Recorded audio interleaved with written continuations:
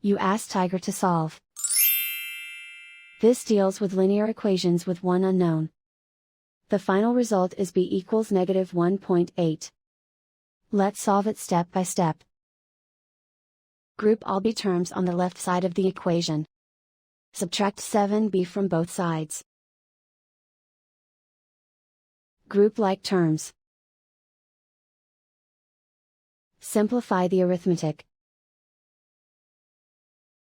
Group like terms. Simplify the arithmetic. Group all constants on the right side of the equation. Add 2 to both sides.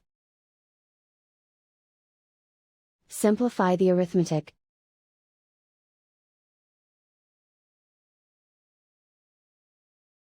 Isolate the b. Divide both sides by 3.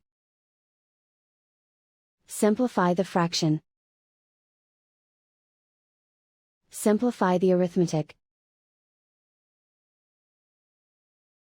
And so the final result is b equals negative 1.8.